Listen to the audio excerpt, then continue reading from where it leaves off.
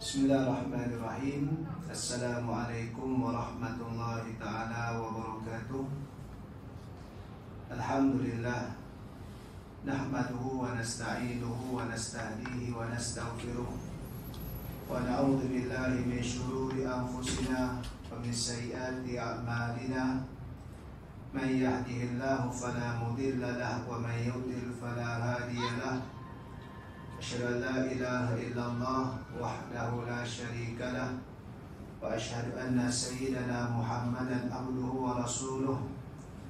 Allahumma salli wa sallim wa barik ala sayyidil mursalin imamil muttaqin wa ala alihi wa ashabihi ajma'in wa tabi'in wa tabi'it tabi'in wa man istanna bi sunnatihi ila yaumiddin, amma ba'd.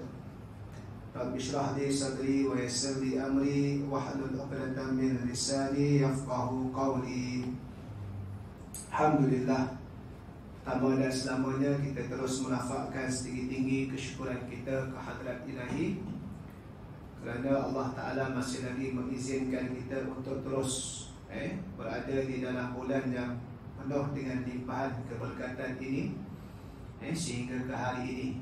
Hari ini hari yang ke-18 Ramadan. Malam ni masuk malam yang ke-19. Tinggal lagi 10-11 hari lebih kurang lagi untuk genap Ramadan selama sebulan. Alhamdulillah, sudah lebih separuh daripada sebulan, daripada bulan Ramadan tadi itu. Mudah-mudahan amalan kita yang kita laksanakan sebelum daripada ini diterima oleh Allah. Dan kita juga mohon mudah-mudahan Allah Ta'ala berikan kita kekuatan untuk kita dapat menyempurnakan madrasah Ramadan pada tahun ini dalam keadaan yang terbaik. Diampunkan dosa-dosa oleh Allah, mendapat Lailatul Qadar dan dibebaskan daripada siksaan api neraka. InsyaAllah pada kuliah Zuhur tengah hari ini saya nak sentuh sikit berkenaan dengan sambutan yang disambut semalam, iaitulah berkenaan dengan nuzul Al-Quran. Satu peristiwa agung, peristiwa yang besar, yang mana Allah Ta'ala takdirkan turunnya Al-Quran itu di dalam bulan Ramadan. Walaupun pada perbincangan tarikh Al-Quran turun sampai kepada Nabi SAW yang dibawakan oleh Jibril itu ada perbahasan ulama'nya. Dan ada yang menyatakan 17 Ramadan, ada yang menyatakan 24 Ramadan. Banyaklah tarikh dia berdasarkan kekuatan sandaran masing-masing. Tapi kita kat Malaysia ni dah sinonim dengan 17 Ramadan. Yang mana 17 Ramadan juga berlakunya Perang Badar, yang diistilahkan dengan Yaumul Furqan. Maka itu merujuk juga pada pendapat daripada kitab Sirah Ibn Ishaq, iaitulah merujuk kepada Al-Furqan, iaitulah Al-Quran juga. Tak apalah, tak payah kita nak berbahas tarikh mana yang paling tepat. Semuanya ada kekuatan sandaran masing-masing, dan kita pun telah daripada tahunannya memang 17, melainkan nanti di peringkat perbincangan majlis raja-raja ke apa nak tukar tarikh terpulang. Bukan maka berdasarkan kepada pemilihan kekuatan tadi itu, tak pelik. Sebab memang ada. Macam kalau ingat waktu Aidul Adha di Selangor kan, saya tak pastilah wilayah macam mana, 3 tahun kebelakangan ini takbir rayanya bermula pada subuh 9 Zulhijjah. Takbir raya Aidul Adha. Sebelum daripada itu macam takbir raya Idul Fitri, Maghrib tu baru takbir.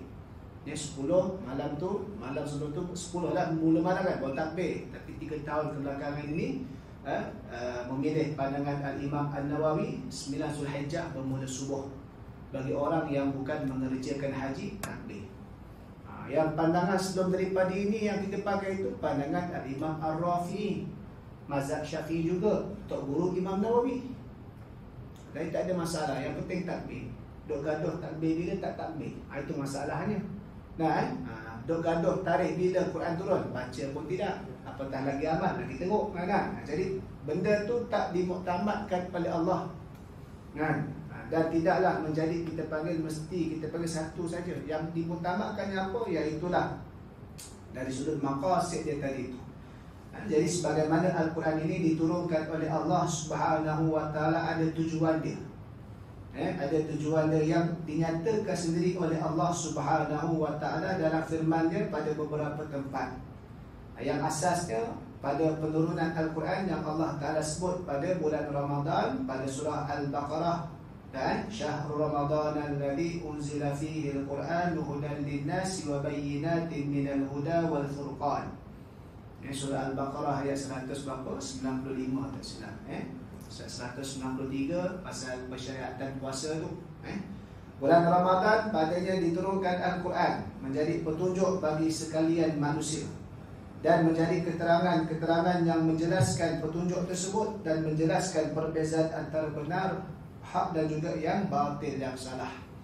Ini fungsi Al-Quran itu sendiri.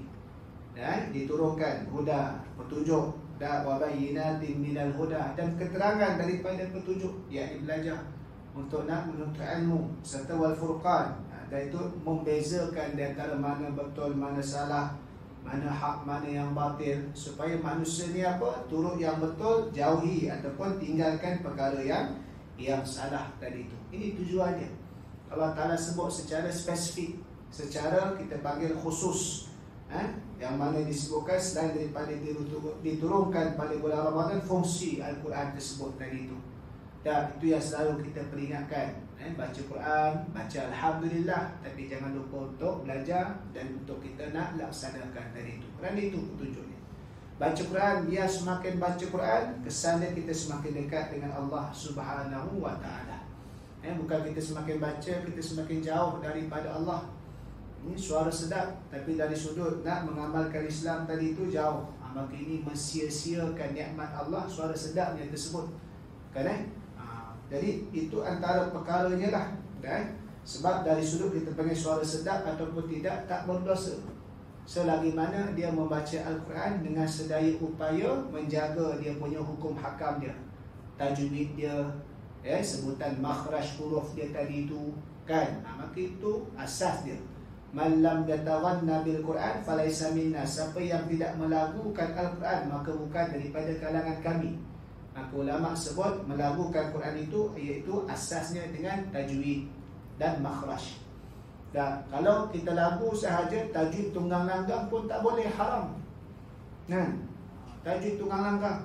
Ini contoh macam Ramadan. Nak baca laju boleh. Dia ada kaedah baca laju sederhana dan perlahan. Tapi selagi mana makhrajnya dijaga dan tajwidnya dipelihara. Dan ada, kalau orang-orang yang hufaz Al-Quran dan dia mengulang, memang dia akan baca yang kadang laju sikit. Tapi bukanlah laju sampai tanwin, dengung dia abaikan, yang panjang tak panjang, itu tak boleh lah. Sebab itu peraturan dia tadi itu. Sebab ialah komitmen, selain daripada mengulang, dia juga ada komitmen lain. Jadi nak mengulang tu ambil masa. Kalau baca secara perlahan, satu juzuk 40 minit. Kitaran yang standard tu. Kalau laju sikit 30, kalau laju 20. 15 minit ni jarang orang buat sebab bimbang akan pelanggar. Dah, itu pun mereka yang ngaji Quran yang laju sikit tu pun dia panggil, dia ambil pendekatan dalam baca Quran pun dia ada dia punya turuk-turuk jalan-jalan cara baca riwayat dia. Dah, betul Haf'an Asim juga, tapi ada kaedah dia. Dia ada turuk Syatibiyah, turuk ni maksudnya dari sudut apa? Contoh dalam perbahasan pada bacaan yang panjang 246. Kalau standard kita turut Syatibiyah kita ambil 4. Pada dia ulang dia ambil yang lain 2. Sebab untuk dia nak ulang. Tu lain lah. Sebab apa nak jimat masa? Melainkan kepada dia memang kerja mengulang je. Buka akaun dapat 10,000 gratifikasi. Dia memang tak ada kerja. Ini ngulang pun dia kena office pun dia kena, yang ni pun kena. Jadi kita tak ada ngulang. Dan nak baca je. Nah, ngulang pula dia kena ada disiplin dia. Kalau dia ngulang lewat, dia akan memberikan kesan kepada kekuatan hafazan dia tadi tu. Jadi tak. Jadi selagi mana asasnya dibaca secara hukum hakam, itu adalah kita panggil orang tadi itu telah melagukan Al-Quran. Kerana dengan membaca tajwid itu sudah ada lagu dengung. Aku dah ada sikit. Lepas tu panjangnya sikit tengok tak apa. Dah, cuma siapa yang ada kemahiran dan latihan selepas pada itu adalah bonus tambahan dia tadi itu. Dan sebab ada juga perbahasan. Bila tengok tahun ni banyak pula perbahasan tentang salah satunya, kalau dah circle Facebook saya lah, salah satu tentang isu hufaz. Hufaz yang jadi imam tarawih tengok mushaf atau tak tengok mushaf, tak apalah, saya tak nak bincang yang tu. Jadi bila yang tu masing-masing keluarlah dari sudut yang ni, sudut ni. Jadi ada juga kata-kata, maka ada juga yang dibawakan kisah sebagaimana Rasulullah sallallahu alaihi wasallam mendahulukan Abu Bakar menggantikan baginda sallallahu alaihi wasallam jadi imam. Sedangkan kalau ikut qari yang suaranya sedap ketika itu yang terkenal adalah Ubay bin Ka'ab. Tapi bukan kata Abu Bakar, Sayyidina Abu Bakar tak sedap, tapi dalam sedap-sedap itu yang paling menonjol Ubay bin Ka'ab lah. Tapi ini menunjukkan di antaranya mendahulukan yang faqih daripada lunakkan suara tadi itu semata-mata. Walaupun kita kalau faqih dah ada tambah lunak, alhamdulillah, kan, tak ada masalah, kan. Itu di antara banyaklah kalau kita tengok media sosial ni, isu terlalu banyak, cuma tinggal tapis tak tapis nak kita tahu ataupun tidak. Itu di antara. Tapi kalau benda bermanfaat, kita dapat manfaat macam tadi tu. Kalau kita nak cari sendiri sebagainya, kita pun tak dan. Kita pun kadang-kadang tak jumpa laluan dia, tapi ada bawa kitab ni, kita pun ambil baca-baca, dapat tambah ilmu pengetahuan tadi. Yang kedua iaitu Allah Ta'ala sebut Al-Quran itu sendiri diturunkan sebagai menjadi ubat, syifa dan juga rahmat kepada orang yang beriman. Sebagaimana firman Allah Ta'ala dalam surah Al-Isra ayat 82, wa nunazzilu minal qur'ani ma huwa shifaa'un wa rahmatul lil mu'minina wa la yazidul zalimina illa khasara. Dan kami, yakni Allah, turunkan dengan beransur-ansur dari Al-Quran itu, iaitulah ayat-ayat yang menjadi penawar, syifa, dan juga menjadi rahmat bagi orang-orang yang beriman. Sebaliknya Al-Quran tidak menambahkan orang-orang yang zalim disebabkan keingkaran mereka, melainkan kerugian. Jadi orang beriman, dia amalkan Quran, dia tambah, kita panggil jadi rahmat dia, mendapat rahmat daripada Allah. Dan dia Quran tadi itu syifa. Sama ada syifa dari sudut kita panggil ubat-ubatan yang lain, tapi yang paling asas syifa yang mana? Syifaul qalb, iaitulah menyembuhkan hati tadi, daripada jahil kepada alim, daripada sesat kepada kebenaran. Dan sebabkan itulah ayat Al-Quran diturunkan ayat yang pertama berkenaan dengan tentang ilmu. Sebab nak ubah manusia ini dengan ilmu terlebih dahulu, ubah hati mereka.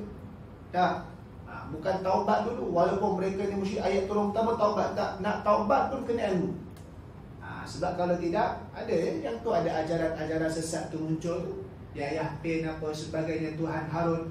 Mereka ni nak syurga juga secara ekspres. Ada yang nak taubat juga tapi salah laluan dia, tak terpedaya. Maka sebabkan itu ilmu diturunkan terlebih dahulu. Yang ketiga, tujuan Al-Quran disebutkan oleh Allah Subhanahu wa Ta'ala sebagai memberikan peringatan, memberikan peringatan dan juga kita panggil ancaman kepada mereka kalau mereka terus melakukan kemungkaran. Sebagaimana pada ayat yang kedua surah Al-A'raf, Allah Ta'ala berfirman, kitabun unzila ilaika fala yakun fi sadrika harajun minhu litundhira bihi wa dzikra lil mu'minin. Al-Quran sebuah kitab yang diturunkan kepadamu wahai Muhammad, oleh itu janganlah ada perasaan bimbang, yakni keluh kesah dalam dadamu mengenainya, supaya engkau memberi amaran, yakni peringatan dengan Al-Quran kepada orang-orang yang ingkar, supaya menjadi peringatan bagi orang-orang yang beriman. Allah Ta'ala sebut peringatan kepada orang-orang yang ingkar dan menjadi peringatan kepada orang beriman. Maknanya apa? Tugas menyampaikan peringatan daripada Quran ni adalah satu dakwah. Tapi yang akan menerima peringatan tu kalangan orang beriman. Makna kata tak semua akan terima. Ini Allah Ta'ala nak beritahu awal. Memang kita sampaikan dakwah, sampaikan Islam, sampaikan Quran dan sebagainya, kan? Jadi supaya semua, sebab Islam ni nak ajak semua manusia. Rahmat Allah ni nak mengajak semua manusia, menyeru kepada mengabdikan diri kepada Allah, umat Nabi Muhammad, seluruh manusia. Tapi yang akan terima ajakan tadi itu kalangan mereka yang beriman, kalangan mereka yang tunduk dan patuh kepada Allah. Bila sebut Quran ni tuan-tuan ni, jangan kita anggap Quran ni, kita kena jangan anggap bila Quran ni adalah kita panggil dia adalah satu bidang yang terhad. di negara kita pun ada ke arah melahirkan profesional hufaz. Dan jadi kalau macam saya kat UiTM, kita ada satu program nama Plus Tahfiz.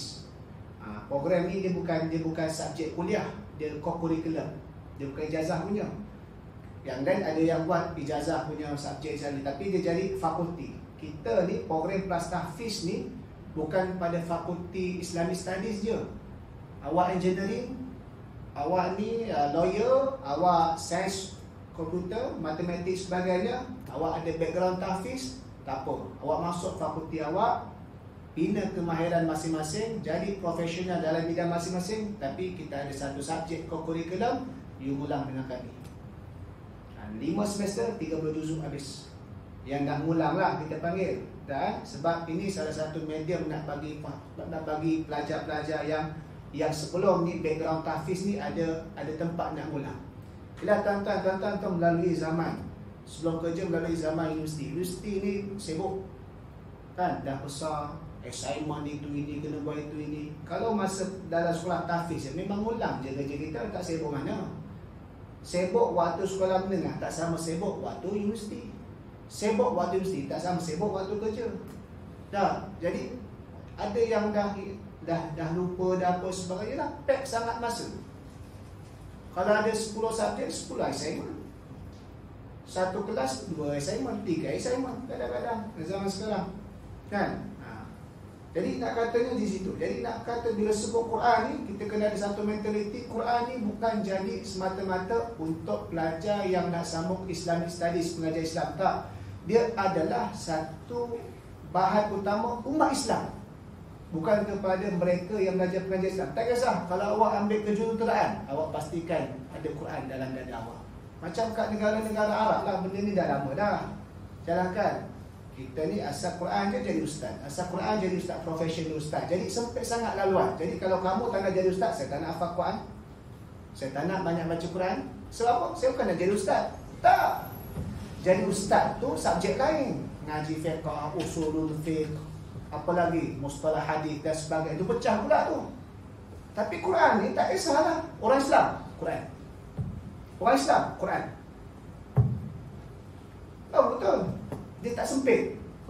Sebab Quran ni dia bukan kita panggil satu jurusan yang sempit. Dia ibu segala ilmu. Cuma dia perlu kepada perbincangan lanjut dan kemahiran-kemahiran perbincangan. Tapi dia asas sains.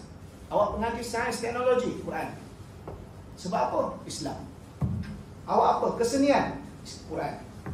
Jadi bila orang kita ada pemikiran Quran tu awal, apa-apa juru bidang dia akan bawalah program Quran tadi tu. Dalam kesenian dia bagaimana panduan Quran, dalam sukan dia bagaimana panduan Quran, dalam kewangan dia bagaimana panduan Quran, dalam kejuruteraan dia bagaimana panduan Quran. Tak boleh lagi.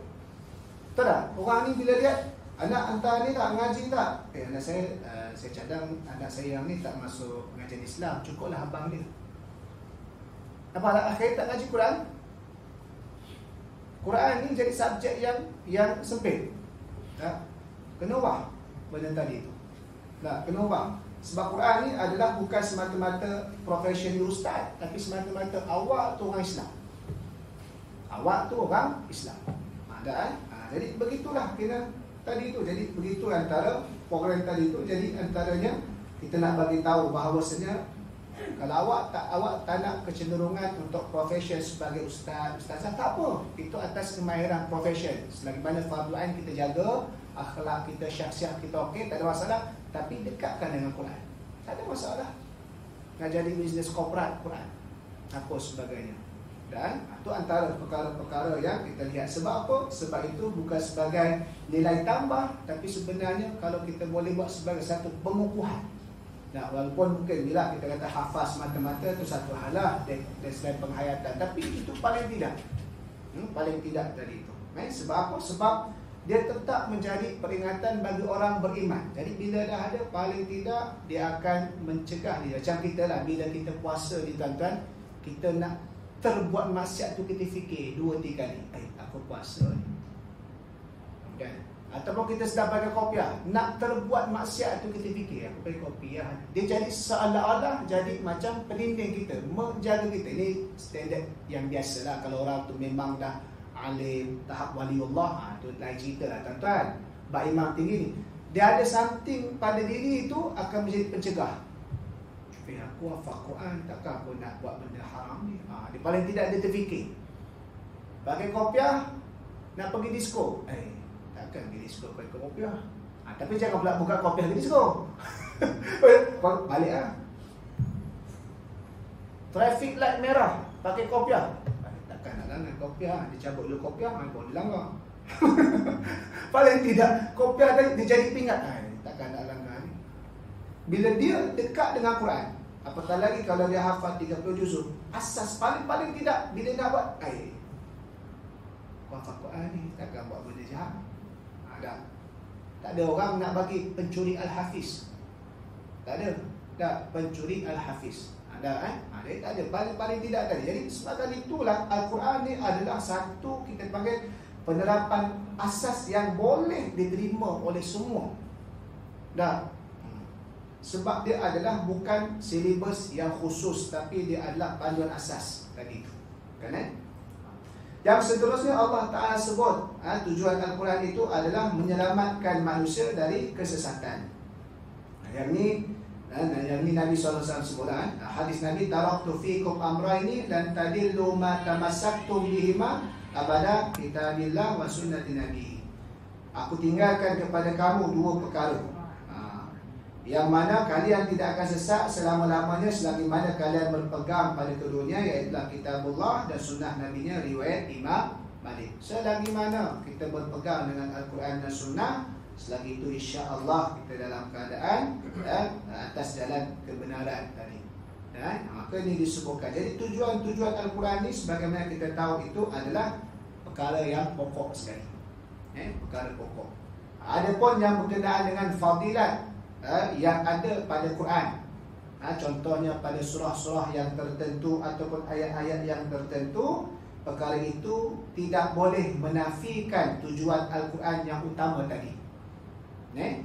Adapun fadilat-fadilat tadi itu adalah sebagai motivasi kepada orang untuk lebih dekat dengan Quran, dan juga sebagai menunjukkan Al-Quran ni adalah berbeza dengan kitab-kitab yang lain kerana dia mukjizat. Jangan sampai kita nak mengejar fadilat sehingga kita tak nampak seluruh Al-Quran itu mempunyai fadilat, cuma tak dinyatakan secara khusus yang zahir. Jangan kita tengok contoh Al-Mut, Al-Waqi'ah, baca tiap-tiap malam, murah rezeki, selamat azab kubur. Al-Kahfi, hari Jumaat, selamat daripada fitnah Dajjal. Kenapa lagi surah-surah lain? Adalah surah-surah lain yang dinyatakan sendiri oleh Nabi, memang ada. Tapi bila masa nak baca Asy-Syu'ara, Al-Qasas, Al-Ankabut, tak baca ustaz. Ada fadilat tak ustaz apa surah ni? Jangan macam tu. Daripada huruf ba, Bismillahirrahmanirrahim, daripada huruf ba sampai minal jinnati wan nas, huruf sin, semua tu huruf mukjizat. Semua tu huruf kalamullah. Semua tu huruf adanya barakah dan kemuliaannya. Cuma beberapa surah ayat yang tertentu adalah sebagai nak menunjukkan ia Quran beza dengan kitab-kitab yang lain. Sebab dia tak ada sama taraf, walaupun kitab fiqh ke, kitab tauhid ke, kitab hadis ke, dia tak ada sama taraf. Quran is Quran, kalamullah. Dia bukan kalam makhluk. Jadi mesti dia beza, ada special. Dan yang kedua, sebagai bila nyatakan baik, jadi orang semakin bila rajin membaca, dia akan baca keseluruhan lah. Bila dah mula dah biasa baca juz'i sebahagian, dia akan baca keseluruhan. Sebab Quran ni package lengkap 30 juzuk tu. Kan? Kadang-kadang kita ni bila baca, kita nak pilih baca yang tu. Yang surah-surah yang tidak kita jumpa dia punya fadilat dia secara zahir dinyatakan, gandaan-gandaan dia kita pun tak baca. Jangan rugi. Jangan rugi. Apatah lagi contoh macam bulan Ramadan. Bulan Ramadan ni bulan Quran, dan kita pun alhamdulillah suasananya dengan bacaan Quran, dengan tadarusnya. Jadi bila kita tadarus, kan tadarus zaman sekarang ni pun satu hal, kesan daripada online banyak sangat ni. Kesan pandemik, online tu satu hal, bagus-baguslah, tapi kadang-kadang kita ada yang bermudah-mudah.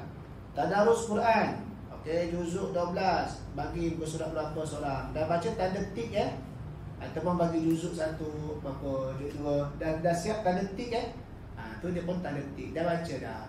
Siapa yang semak? Kita baca tu siapa yang semak? Tadarus ni bahasa Arab daripada darasa. Darasa kalimah kalimah fa'ala apa yang tu yang wazan dia kalimah mufa'alah kan kalimah yang kita panggil ada minima dua pihak yang bersalingan. Seorang baca, seorang semak, minima dua. Dia kata ramai lagi, tak ada masalah lah.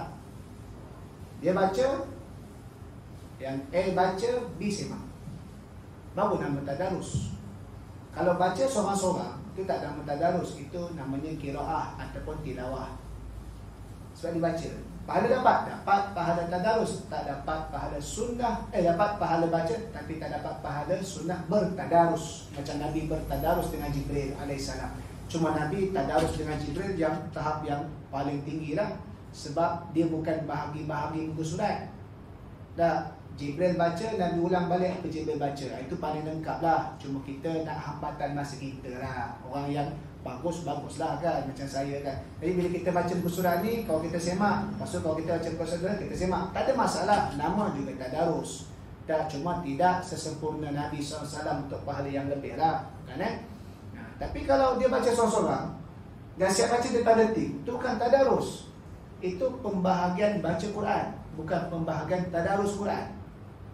Dah, kalau nak tadarus tak kisah, online boleh, tak ada masalah. Pastikan dua-dua online. Seorang baca, seorang semak. Tapi jangan pula dah dua orang, dah ada kumpulan, seorang baca, tengok orang lain baca, dia tak semak. Kadang-kadang bila time kita baca, dah selesai, orang lain punya giliran, kita buat kerja kita. Sampai balik, dah pusat mana sampai mana Dia mesti seorang baca, seorang semak. Jadi barulah kita boleh ada majlis khatam Quran. Khatam Quran 604 muka surat. Kita tak baca 604 muka surat. Khatam tadarus baca 604 muka surat.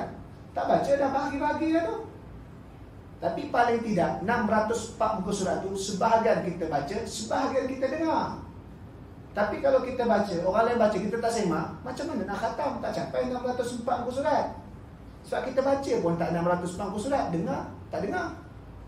Sebab tu kena baca. Bila kita tak baca, kita dengar. Kalau kita ada kemahiran lebih, kita semak. Dan kita baiki kalau ada kesalahan yang berlaku. Nah, nanti semakin ringkas daripada less kurang, tak tahu jadi apa nanti. Nanti paling tidak kita buat halaqah baca 3 kul je. Kan kaifiat fadilah dia khatam Quran, tu lagi lah kan.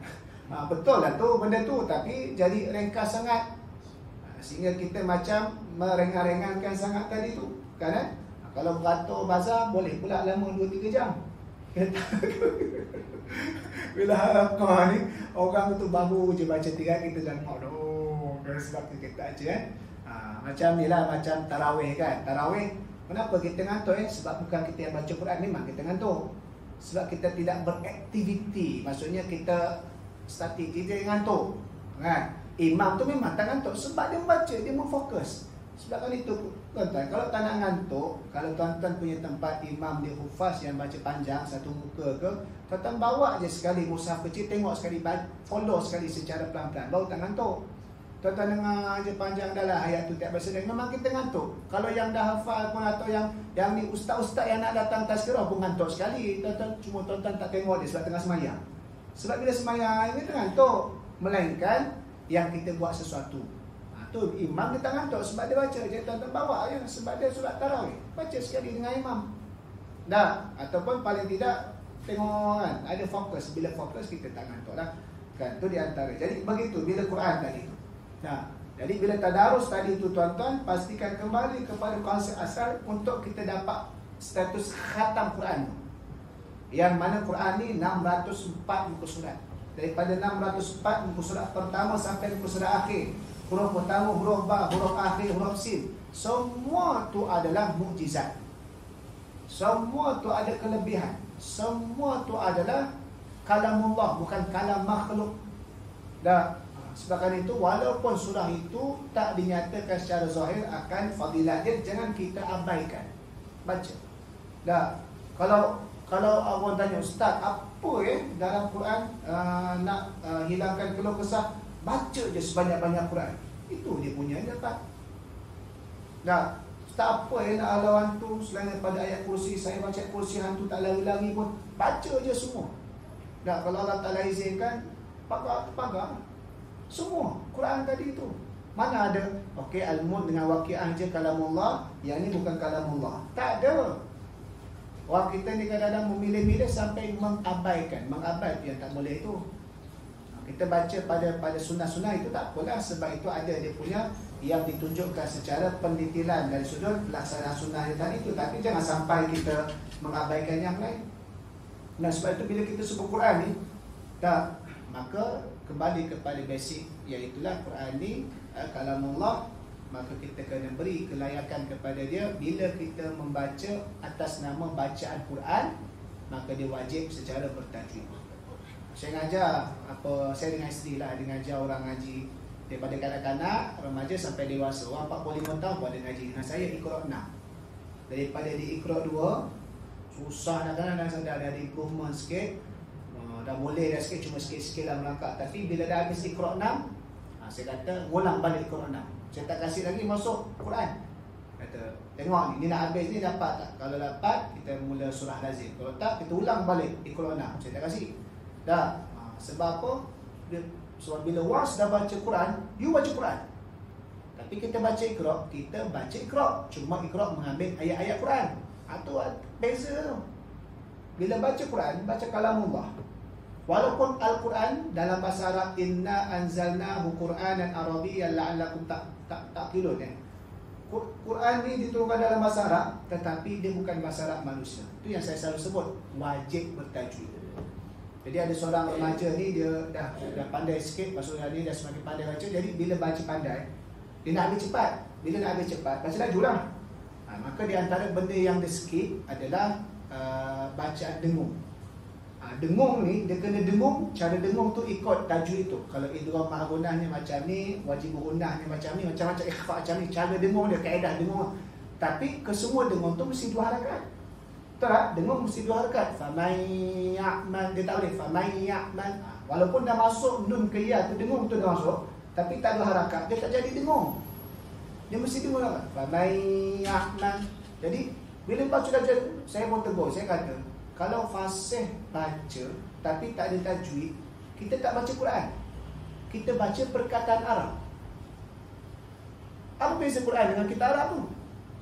Dua-dua bahasa Arab. Dua-dua tu baca, kena ada baris dia. Bezanya Quran ni tajwid. Kita Arab tak baca tajwid. So, kalau kita baca Quran tanpa tajwid, walaupun fasih, kita baca kalimah Arab je. Kita tak baca Quran. Betul tak? Quran ni je yang wajib tajwid. Hadis pun tak wajib tajwid.